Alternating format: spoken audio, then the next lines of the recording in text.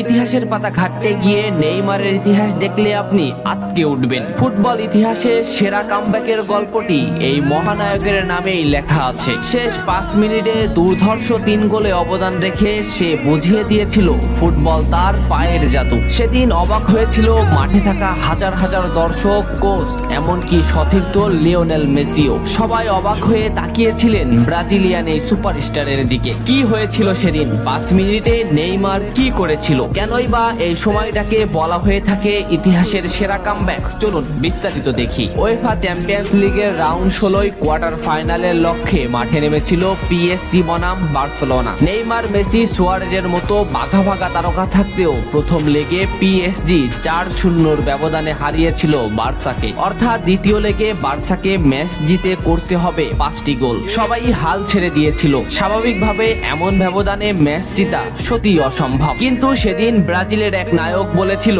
এটা সম্ভব, আমরা এটা করে দেখাবো। যেভাবেই হোক না কেন আমরা দলকে ম্যাচ জেতাতে চাই। 2017 সালের 8 মার্চ অনুষ্ঠিত হয় এই ম্যাচের দ্বিতীয় লেগ। ম্যাচের শুরু থেকেই ক্ষিপ্রতা আর দক্ষতা দেখাতে শুরু করেন নেইমার। এই ম্যাচে যেন আবির্ভাব হয় কোনো এক নতুন নেইমারের। এই নেইমারকে তো কেউ চেনে না। ম্যাচের 3 মিনিটেই লুইস সুয়ারেজ পেয়ে যায় প্রথম গোলের দেখা। এরপর নেইমারের ক্ষিপ্রতায় একের পর এক আক্রমণ সাজাতে থাকে বার্সা। এদিন যেন নেইমারকে কোনোভাবেই আটকাতে পারছিল না পিএসজি। নেইমারকে আটকাতে একের পর এক ফাউলই বেছে নিয়েছিল তারা। ম্যাচের 40 মিনিটে লেভিনের আত্মঘাতিক গোলে বার্সা পায় দ্বিতীয় গোলের দেখা। ম্যাচের 50 মিনিটে ক্ষিপ্ত থাকা নেইমারকে ডি বক্সের ভিতর ফাউল করে ফেলে দেওয়া হয়। এতে বার্সা পেয়ে যায় পেনাল্টি। পেনাল্টিতে গোল করে দলকে এগিয়ে নেন লিওনেল মেসি। তবে যেমনটা ভাবছিলেন এই ম্যাচের গল্প ফুটবল বিধাতা তেমন ভাবে লেখেননি। 62 মিনিটে বার্সার কফিনে শেষ প্যারাটা পুড়ে দেন এডিনসন কাভানি। এতেই স্তব্ধ হয়ে যায় ক্যাম্প নো।